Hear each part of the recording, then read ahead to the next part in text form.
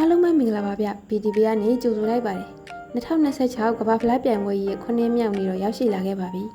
ဒီနေ့မှာတော့ကျွန်တော်ကပထမဆုံးပွဲအနေနဲ့ပေါ်တူဂီနဲ့ကွန်ဂိုပွဲနဲ့စထားပါတယ်ပေါ်တူဂီအသင်းကအုပ်စု K မှာအုပ်စုပထမနဲ့နောက်တစ်ဆင့်ကိုတက်ဖို့အတွက်ရေပန်းစားနေတဲ့အသင်းမှာရိုနယ်ဒိုရဲ့6ကြိမ်မြောက်ကမ္ဘာဖလားနောက်ဆုံးကမ္ဘာဖလားအတွက်အဖွင့်ပွဲမှာလည်းအမားခံမှာမဟုတ်ပါဘူးကျွန်တော်ကတော့တက်တန်းတစ်လျှောက်အခုလက်ရှိပေါ်တူဂီအသင်းကအင်အားတောက်တင်းဆုံးပဲလို့ပြောလို့ရပါတယ်ကွန်ဂိုမှာတော့ဝမ်ပစ်ဆာကာ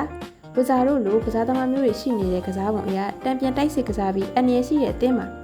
ကျွန်တော်ကတော့ဒီနေ့ပွဲမှာပေါ်တူဂီပေါ်တီချီတစ်လုံးရှုံးအနေထားမှာအနည်းဆုံး2ဂိုးလောက်တော့ပြတ်ပြီးနိုင်သွားမယ်လို့ထင်ပါတယ်ပေါ်တူဂီပေါ်တီနဲ့ဂိုးဘော်ကိုရွေးထားပါတယ်နောက်တစ်ပွဲကတော့အင်္ဂလန်နဲ့ခရိုအေးရှားပွဲပါ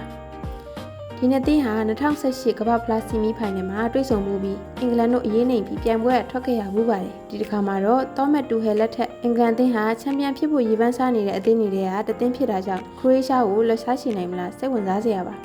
ခရိုအေးရှားအသင်းကလည်းမိုဒရစ်ကိုဗာစစ်ဂါဘာဒီရိုတို့လိုထိပ်တန်းကစားသမားတွေရှိနေရမို့အထင်သေးလို့တော့မရပါဘူးကျွန်တော်ကတော့ဒီကနေ့ပွဲမှာနှစ်သင်းစလုံးကထိန်းထိန်းသိမ်းသိမ်းနဲ့ကစားကြမယ်ဆိုပေမဲ့အင်္ဂလန်သင်းကပဲကတ်နိုင်သွားမယ်လို့ထင်ပါတယ်အင်္ဂလန်ပေါ်ရီနဲ့နှလုံးတစ်ဝက်ရှုံဂိုးပေါင်းကြီးပါဂိုးဘော်ကိုပဲကြိုက်ပါတယ်တတိယပွဲကတော့ဂါနာနဲ့ပနာမာပွဲစဉ်ဖြစ်ပါတယ်အုပ်စုတွင်အင်္ဂလန်ခရိုအေးရှားတို့လိုအသင်းကြီးနှစ်သင်းပါနေပြီးထိုအသင်းကြီးနှစ်သင်းထိပ်တိုက်တွေ့ဆုံတဲ့အခြေအနေမှာဒီနှစ်သင်းဟာနောက်တစ်ဆင့်တက်ချင်တယ်ဆိုရင်ဒီကနေ့ပွဲမှာအမားမခံမဲ့အမှတ်ပြည့်ယူထားဖို့လိုပါလိမ့်မယ်